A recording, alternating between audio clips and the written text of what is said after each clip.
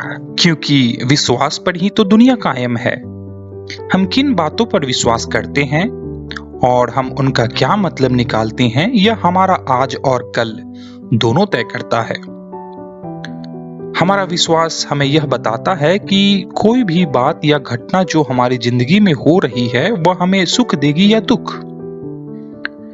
दुख को कम करने के लिए हम क्या कर सकते हैं और सुखों को बढ़ाने के लिए हमें क्या करना चाहिए।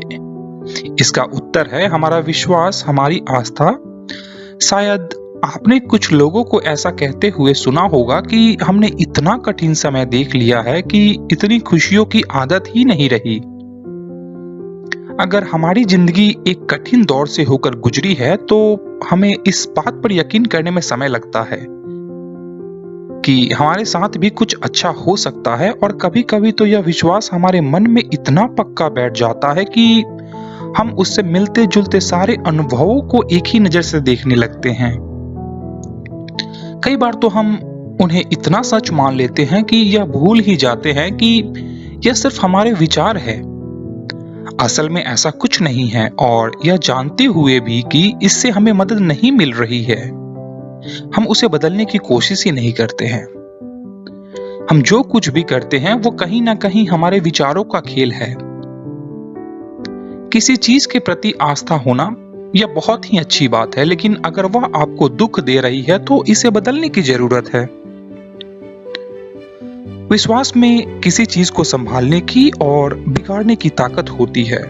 हमारे बिलीव सिर्फ हमारी भावनाओं पर ही नहीं प्रभाव डालते, बल्कि यह हमें मिनटों में बदलने की ताकत रखते हैं। अवेकन द जायंट विदिन में टोनी रॉबिन्स ने साइको न्यूरोमोनोलॉजी और डॉक्टर के साथ रिसर्च किया है, और ऐसे दो एग्जाम्पल एक ही बात बताते हैं कि किसी भी बीमारी के ठीक होने में दवाई का जितना हाथ है उससे कहीं ज्यादा हाथ हमारे ठीक होने के विश्वास का भी है। यहाँ तक कि अभी आपने जो कुछ भी सुना उससे आप कुछ ऐसी बातों पर विश्वास करने लगेंगे जो आपने शायद पहले कभी सोची ही ना थी, और हो सकता है कि इसी विश्वास के साथ आप उनको अपनी जिंदगी में करने की कोशिश भी करें। एक बार हमने विश्वास को अपना लिया, फिर यह हमारे नर्वस सिस्टम के लिए कमांड का काम करता है, और यही हमारे वर्तमान और भविष्य यानी प्रेजेंट और फ्यूचर को बदलने की ताकत में बदल जाता है। बिलीव, ये आखिर है क्या? यह एक आइडिया है जिसने आपके मन में अपनी एक खास जगह बना ली है।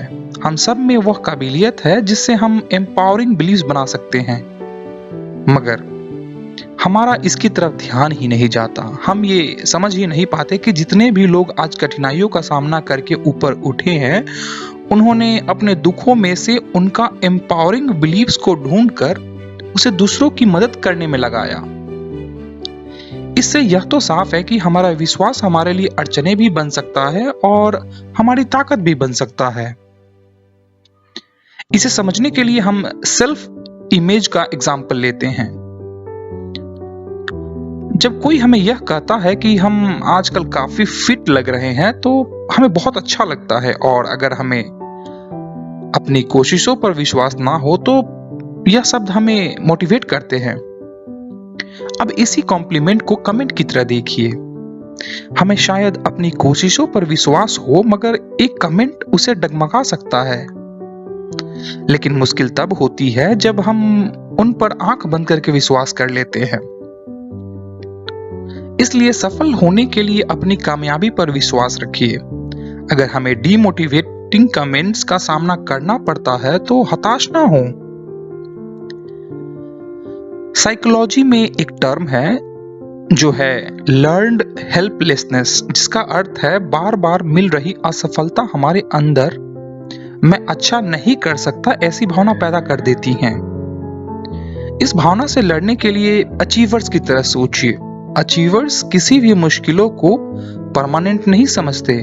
वह कभी यह नहीं सोचते कि उनकी मुश्किलों ने उनकी जिंदगी पे काबू कर लिया है, बल्कि वे उसे एक चुनौती के रूप में देखते हैं। और अचीवर्स मुश्किलों को पर्सनल डिफीट या व्यक्तिगत हार के रूप में कभी नहीं लेते। एक बार हमने मुश्किलों की चुनौती की तरह देखना शुरू कर दिया, फिर हम उससे सुख का जोड़ना भी सीख जाएंगे। जब हम किसी के कहे शब्द पर आंखें मूंद कर विश्वास करना छोड़ देंगे, तब हम खुद से सवाल करेंगे, हो सकता है हमें नया रास्ता मिल जाए। हम विश्वास को 3 कैटेगरी में बांट सकते हैं।